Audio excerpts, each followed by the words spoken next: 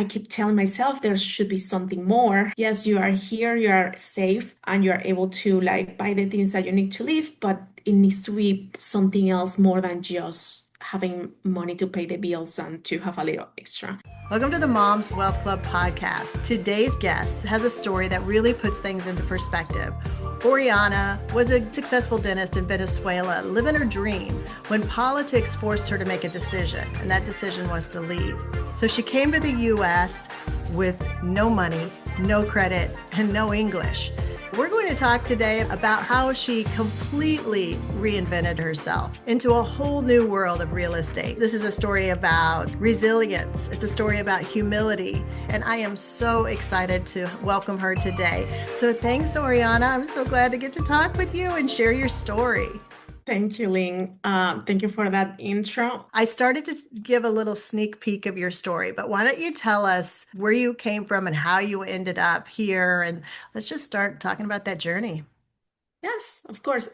So I'm originally from Venezuela, raised and born there, lived my entire life until I was 25. I was there practicing dentistry. So I had my private practice and I also was teaching at the university because before I graduated, I was professor assistant. With all these issues going on in my country, there's a lot of talent that was fleeing out of the country. So there was a big need for professors and for people familiar to the subject that I was like being the professor assistant. So I filled in for that year, but it was getting very challenging to live in Venezuela. There was like dangerous conditions politically, and I had to leave my country. So I had a support system here in the US.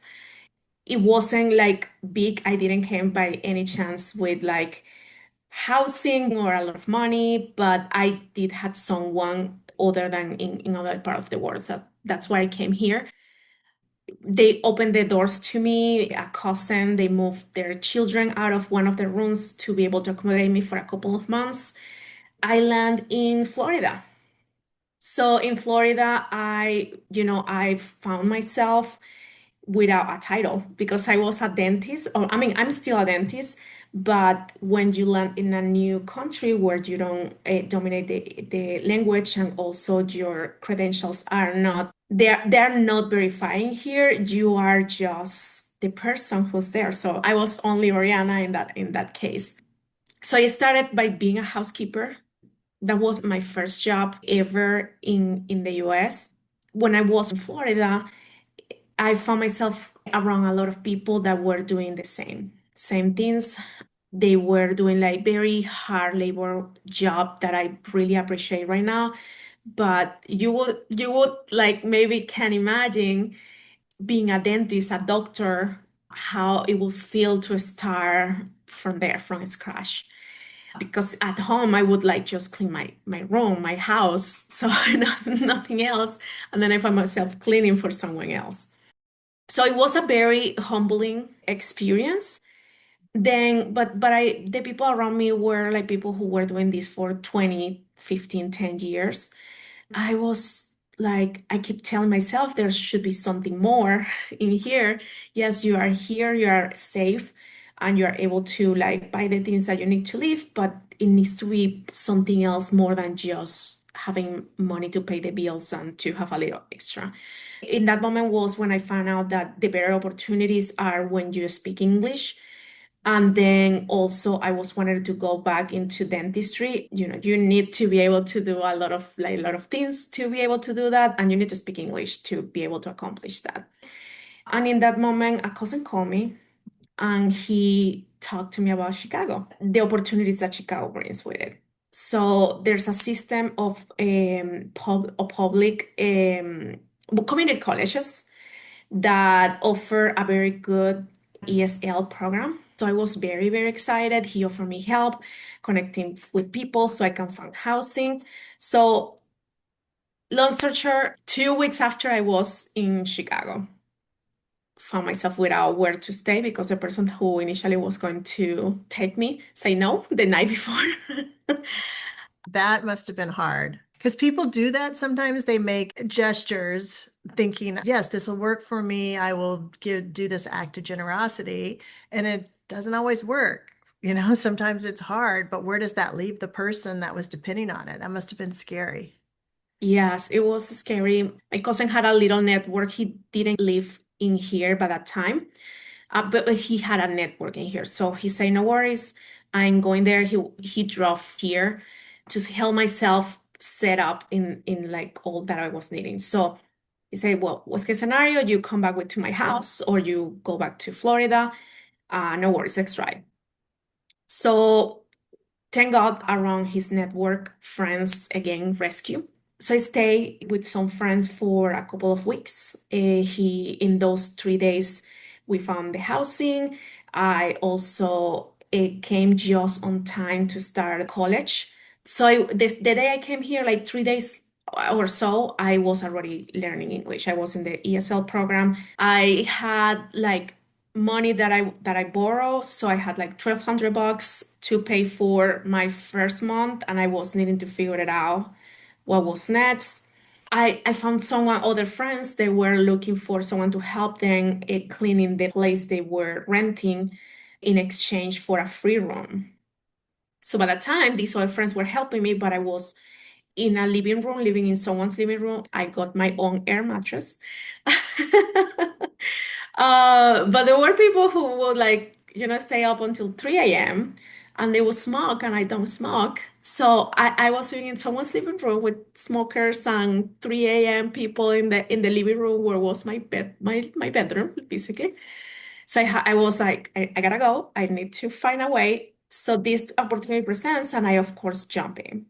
So these other friends offered me this little room. It was a very tiny room, barely fit like shelves, one set of shelf, and a tiny twin bed. So, but I was in paradise. I was like, this is just a master suite.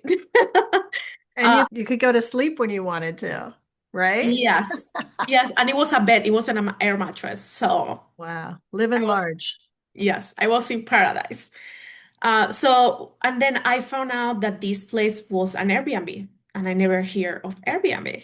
So it was their housekeeper. So I would clean 2 hours a day, and then they would give me for free they stay for free.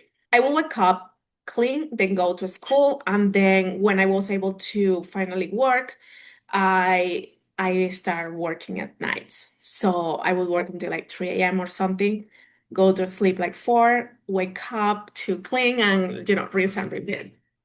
So now you weren't getting any sleep, but it was on your terms. You were staying up late because you had dreams. And a lot of people, entrepreneurs especially, know all about a version of that grind where you're not getting a lot of sleep, but you see some vision for the future and you're just going for it.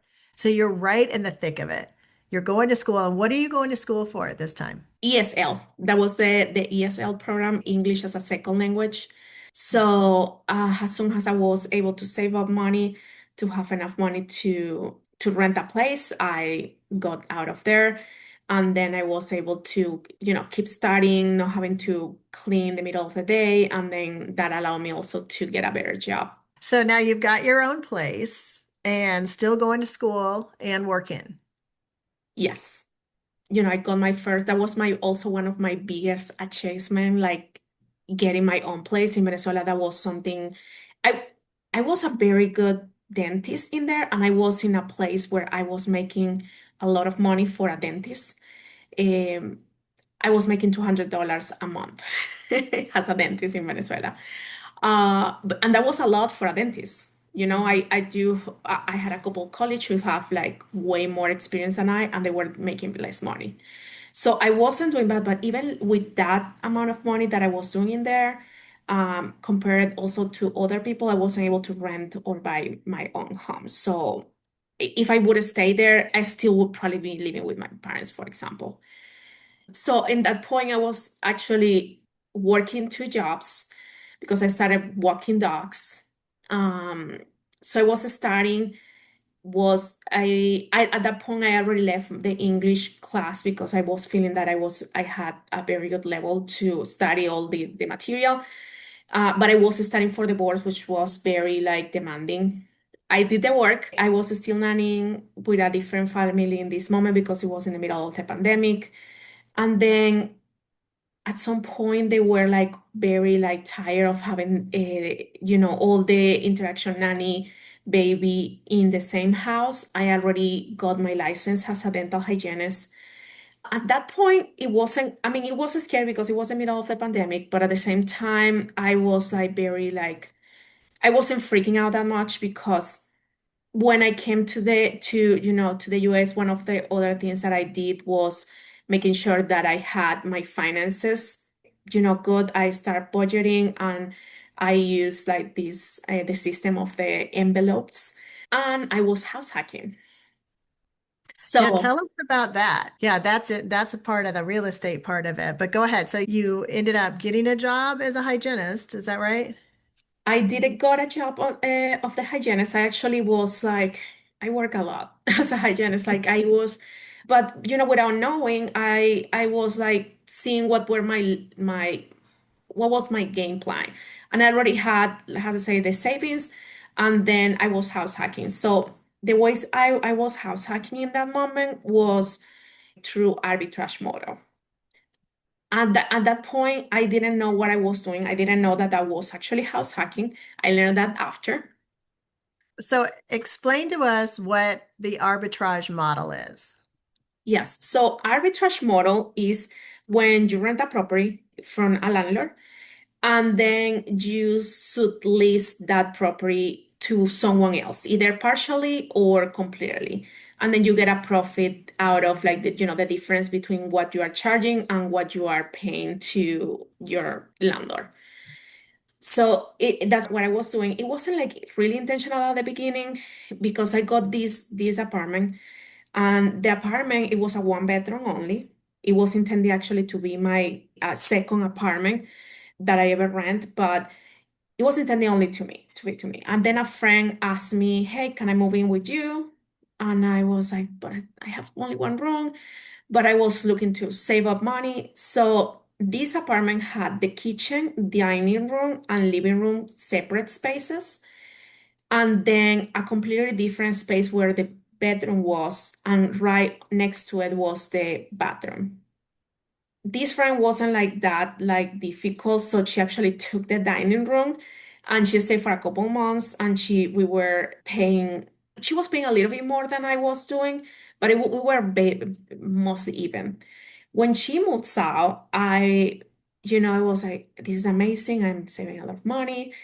I mean, I love being like here alone without anyone, but I want to invest. I want to travel. How can I do this again? So in that opportunity, what I did was I had a friend that helped me go to the hardware store and got a couple of like doors, and we put doors on those entrances that were like the dining room.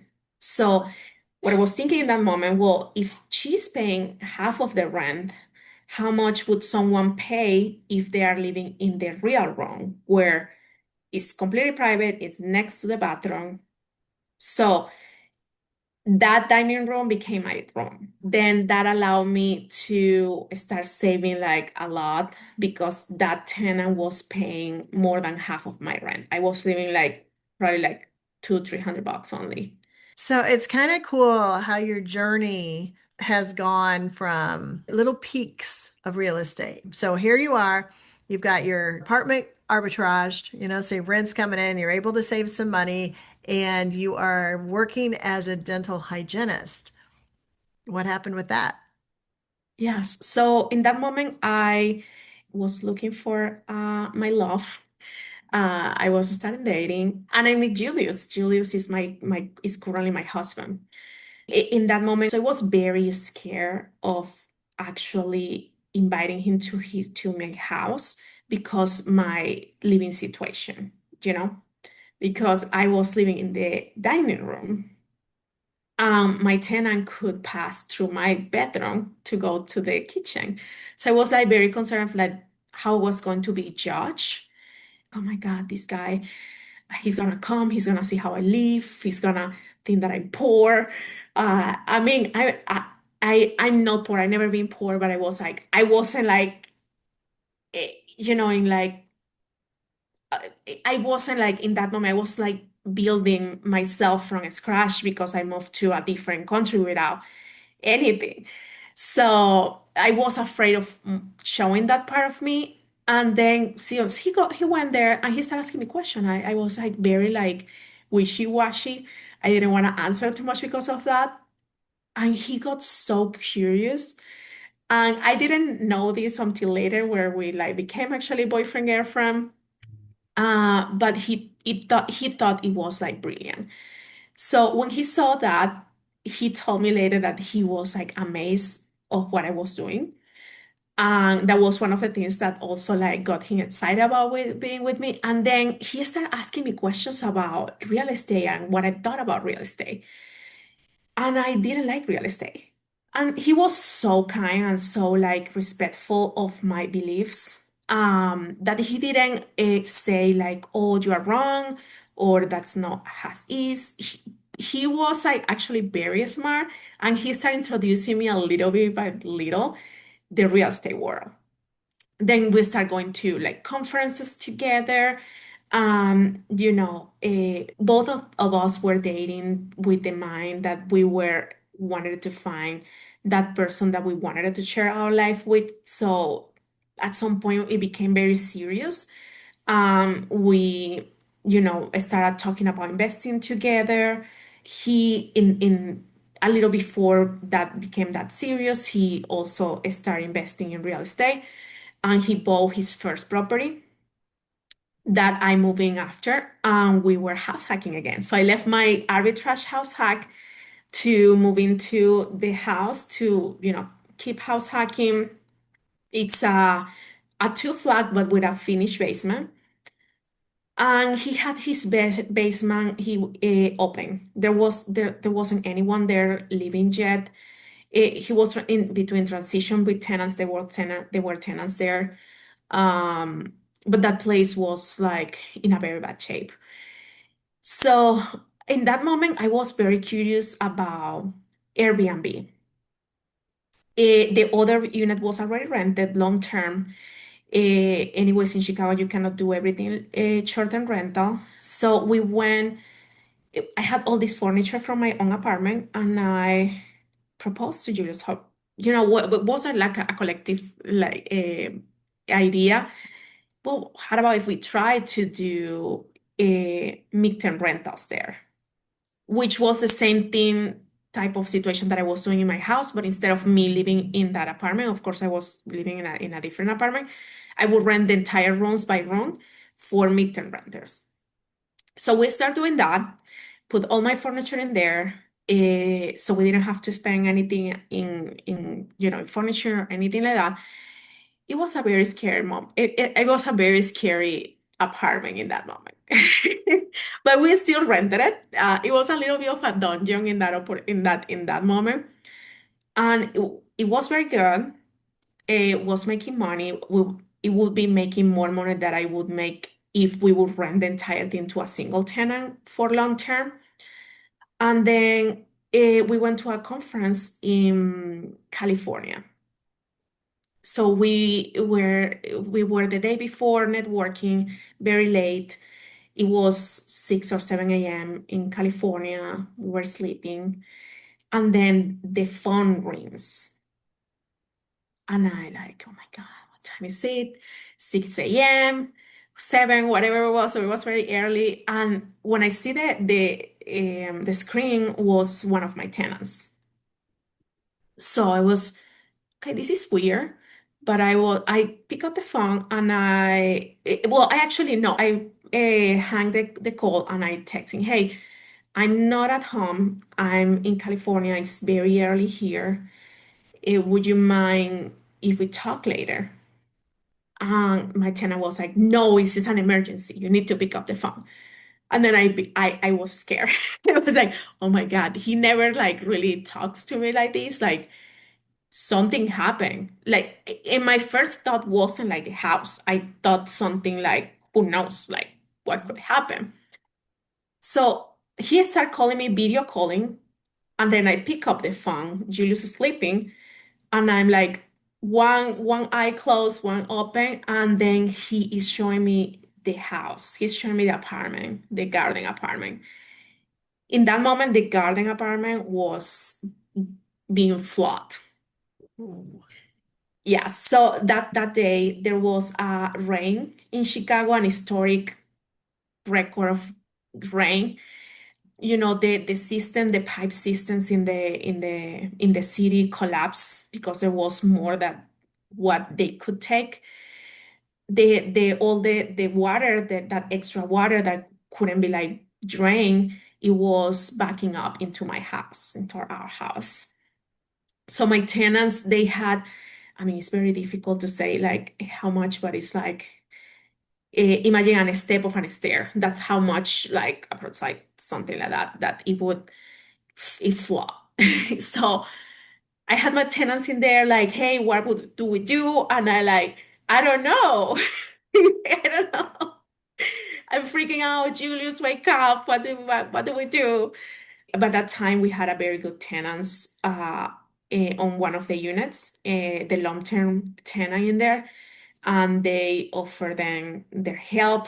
I was, of course, calling all the hardware stores, finding some pump to take the water out of there. I was in that real estate conference, so I immediately turned into all the people there, told them, hey, this is happening right now. What do I do? So all this network helped me with ideas. My tenant helped the tenants downstairs getting all the water out. In the meantime, I was in the conference getting ideas. What do we do? And Julius was talking to the insurance. So that day was kind of like very difficult day because Julius was at the phone with the insurance, and we discovered that the insurance wasn't going to pay anything. Oh, wow. Yes, our renters didn't have rental insurance either, so they weren't able to use that to help them relocate them. The insurance, so this is a part of the insurance. We had insurance, homeowners insurance, but just a regular policy. When you get an insurance, your insurance person agent supposed to tell you what do you need. And of course, we are rookies. We didn't know also, if you are more experienced, you also might know what to ask for. Like, I need this. So we didn't know that we needed to add an extra. It's an add-on that you add. It's a backup sewer because they would cover any damage from flooding, but it would be from a pipe, for example, but not from backup. So in that moment, we were like, oh my God, what do we do? Because now all these investors were telling us what to do next. And what to do next was like we needed to throw all the furniture out. We were needing to get those tenants out of there. They didn't have anywhere where to go. We were potentially having to pay for their housing while they were like finding, and then we were needing to put the Ouch, walls. ouch, ouch, ouch. Yes, cutting the walls, and we were like, oh my God, like, how do we do this? It was like we cry. But anyways, my tenants, one of them found a place to stay. He didn't like want to, he was very understanding that it wasn't our fault, and he actually solved for himself, found a place. The other tenant was like, guys, you need to help me. He wasn't being difficult or anything, but he was like, guys, you need to help me because I don't have where to go. So we had to come back from California, empty that room, and he became our tenant roommate. That was a kind of like a long journey. It was probably like 8 months that unit wasn't rented. So we were covering partially for what it wasn't making from the other tenant because we kept one tenant, but there was another one who wasn't there anymore. Looking for contractors, we found different people who help us. Yeah, we did all. threw all the furniture, cut the walls, found someone who made our redo our bathroom. The bathroom was like very damaged, so it had to be redone. And all of this was happening with our own money. We were needing to use credit cards. We put all this in credit cards because we didn't have. We had a little bit of cushion, but this is a thing as well. And at the same time that this happened, I was under contract in another property. Oh, wow. Yes. So their money was very tight. So were you still working as a hygienist at this time? Yes. Yes. I was working as a hygienist 5 to 6 days a week. As a A hy- lot of people, once they start making money in real estate, the first thing they do is like, I'm going to quit my job. And then you don't even have that stable, like, can you imagine having gone through all of this without at least having survival money, much less get ahead or dig out money, but survival. Mhm. So it's crazy. Yes, well, I mean, one of my dreams is actually being able to quit my job, but I knew I couldn't like just quit my job. When I was as a dental hygienist, because, well, I'm still a dental hygienist partially, but um, in that moment, I was like thinking of, well, when these short-term rentals are up and running, maybe I give a couple of months while I start getting a little of my money back. Maybe I cut some of my hours to start like to be able to have more time to manage my properties. But that wasn't the case because we were in that moment, with all this debt from the rehab from that apartment. Um, so it wasn't an option. But I was very clear that that was my I always had plan A, B, C. Well, if I cannot do this, what am I gonna do? I'm gonna do this. So dental hygienist, of course, was my plan A. It was a it's an easy way to get money. It's in demand right now because it's a shortage. So yeah, I cannot do that. I think it will be like very difficult to sustain a business. Cash gets tight, and then you start making the wrong decisions because you are making the decisions out of fear, desperation. So yeah, I never thought about it like quitting right away. It is in the plans, like building my business to the moment, to that place where I can quit. But yeah, I wasn't in that stage of my life in that moment. Yeah. Well, it's regardless, a lot of people would have, and like that's where you lose everything. So you have a dream to be able to live somewhere out of the country and live Yes. some on a beach and then have your stuff here. So what does that look like for you? What's your vision for that? I actually have it in my vision board. We do vision boards every year. I put it there this year. So since I'm from Venezuela, there's no winter there. So when I came here, I was like, well, I need to, this is part of the package. I'm gonna deal with the winter. I'm gonna do it. I'm just gonna equip myself with everything that I can to like survive. But after a couple of years, that starts, you know, wearing you down, especially if you're a tropical here, accustomed to go to the beach year round. So right now, because my strength in real estate is short-term rental, that's what I want to do. So that's why I started Your Next Level Stay, which is my consulting property management company for short-term rentals. And then I, started looking into all the people that, have short-term rentals and they can rent the spaces while they travel. So that's where I came in and I thought, of course I can do this. Um, so right now, the plan is to start looking into Puerto Rico. We had some vacations around 3 years ago there.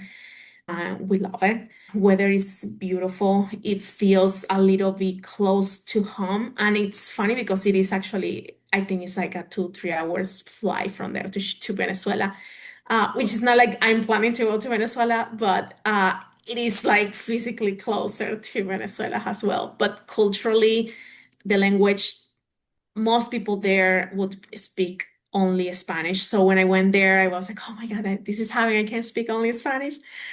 And then, well, there's some difficulties going there to the people over there, but I will, I want to feel more at home. It's a paradise. There's no snow there. So that's kind of like the plan right now. Going there this at the end of the year, I want to take a month long trip there. Of course, we're planning all that financials to make sure that everything is, eh, it's good, it's covered. But go there, network, start building up a team, know really like the areas because there's so much that you can do like from afar. You can always do your research, but it never gonna be like actually being in the place. Um, Right. and I had learned also from that. So so I'm So gonna go there. that's amazing. Now tell us about your next level stay. Yes. So your next level stay is a hospitality-oriented business. It's intended to provide consulting and property management for short-term rental owners. We are all about hospitality, making sure that we're giving a safe and good guest experience. So not just a house to, for your vacation or for, traveling assignment from work, but actually a space that they can enjoy and that we can provide not only a bed, but extraordinary experience that they can call it maybe their second home a little bit better because usually that's the goal. But they can have a little home away from home. So in your next level stay, we do everything from starting to analyzing the properties to make sure that they are, a good fit for short-term rental, making sure that, the market's right, that it will work out for the owners, up to like set up, design of the property operations. So we do this for these owners. We can come in, consult for them, these owners that they want to be hands-on, they want to do it. They don't want to pay a cut every single month. So we do teach them, help them set up all these systems so everything can run properly. Then they take it from there. I hold their hands for a couple months and then they fly. That's awesome. So if somebody wanted to get in touch with you so that they could get help with all of your experience, you've been through a lot through this journey, how would they reach out to you? Yes, so they can contact me on Instagram, LinkedIn, Facebook, Oriana Agonar. Then also my socials for Your Next Level Stay. You can find us anywhere has Your Next Level Stay. Same website, yournextlevelstay.com. My email, you can also email me at oriana@yournextlevelstay.com. We will put all of that in the show notes for sure, because I know how much you're helping people. And if somebody would have told you even at the beginning, hey, if you're going to do this, get this kind of insurance or talk to this kind of agent, or it's those little things where we think we can do things on our own, but experience is a hard teacher. It is. It is. I can provide this, I already passed through like the trial and error period. I went and educate myself in short-term rentals. I still do. I network a lot to make sure that we are ahead of any trends, ahead of any changes, and that we can provide a good experience for our owners, for both the ones that are consulting for with us or the ones that are just handing, their assets, because that's another thing that we do property management for other owners. They are trusting us literally their assets. So I want to be very responsible that I giving a safe experience for them, that I'm reducing the liability for them, but also I'm making a lot of money for them. Mhm. As I'm creating a good experience for these guests that are staying in these homes. And that's one thing that I love about the Mom's Wealth Club podcast is getting to talk to different people and figure out how they're making money. And somewhere in there is somebody that might be able to help you on your next step. So, Oriana, for you to be able to help somebody that might be thinking about getting into short-term or mid-term rental or co-living, even at this point, you're a great person to come talk with about the different things and get some consulting from you before you just jump out there and don't know what you're doing. So, or even if you know a little bit, somebody might be in it. I know you're several steps ahead. So that's amazing. I will definitely put your contact information in the show notes so people can reach out. And I'm excited to continue watching your journeys. Thank you so much for inviting me, Lynn. Thank you so much for coming on today and sharing your journey and not just the wins, but all of the tough things you've been through. I know that I said at the beginning of the podcast that this was a story of resilience, and it absolutely was.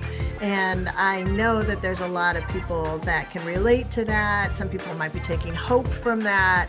And for those of you listening to this, if any part of this message hit you, don't just sit there and listen to it, move. Oriana is definitely the story of somebody moving before she was ready. So don't stay paralyzed. If you need help, you've got people to reach out to. You could reach out to Oriana if there's something in there that she can help you with. Of course, you can always reach out to me. Until next time, keep learning, keep growing. And remember, a wise woman will prosper. So go ahead, buy the field, plant the vineyard, and watch it multiply.